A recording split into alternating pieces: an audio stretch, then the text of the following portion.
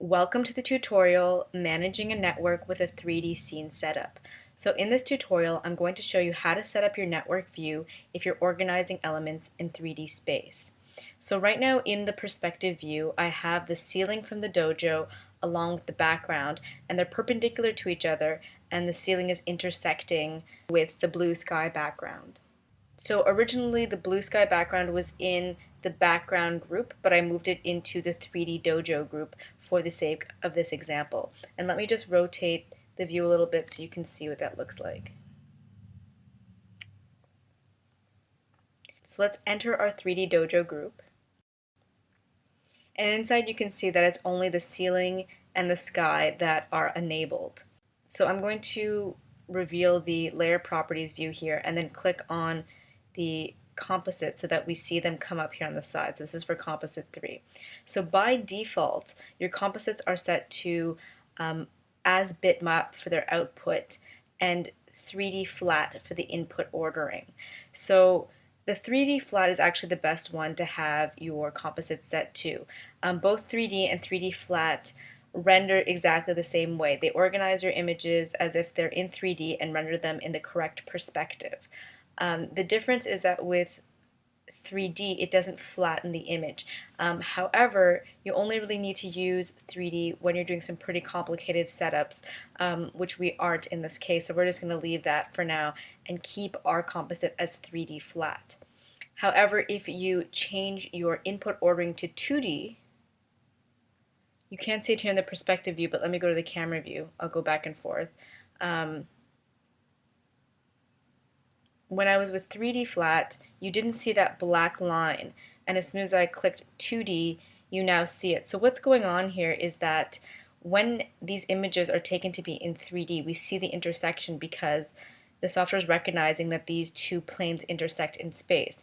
However, when they're shown in 2D, they're shown in the correct perspective, just as they are with 3D, but these are two separate objects that do not intersect, hence why you see the full contour outline of the ceiling. It's shown as an object that's now in front of the sky. So I'm going to change that back to 3D flat.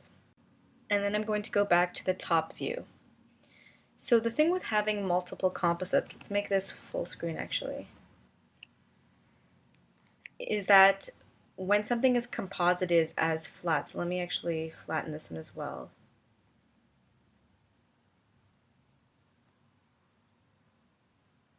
What's happening is that this becomes like its own flattened layer, and this is like its own flattened layer, and they can be either in front or behind each other, but they can't intersect with each other's elements unless some of these elements have been moved along the z-axis. That's the only way that you might see something from this group happen to intersect with something from this group. But in general, there's less flexibility.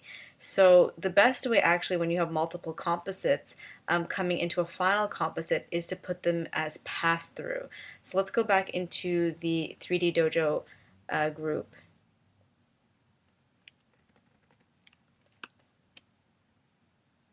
And I'll bring up the layer properties again. And so even though pass-through is an output option and 3D flat is an input option, the moment you put pass-through, you negate everything that's going on in the composite. So it's like just taking a twist tie and putting it around a bunch of cables. It's keeping the cables together, but it's really not doing anything. And in some ways this is actually really good because then you still have flexibility with all the elements in your composite. And in the end, as long as the final composite is not passed through, which it never should be, so if we go back to the top view, so this one is by default bitmap 3D flat, which we have here, then everything will be composited together at the end. And so all the calculations for all the rotations and movements and ordering and all of that will happen at the end as it should. The only drawback to leaving these as pass-through, so this is already passed, and we know that by the shape that it takes on, it's no longer a rectangle, but more like a quadrilateral. So if we keep the background as pass-through, the dojo is also pass-through. If we do that to these two composites as well,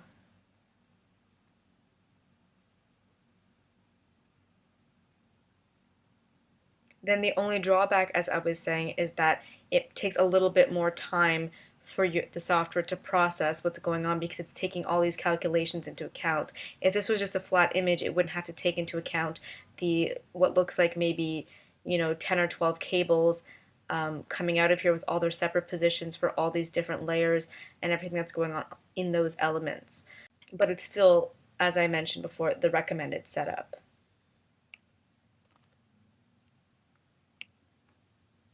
So that's it for the tutorial managing a network with a 3D scene setup, and it's also the last video in the True 3D Space video tutorial series.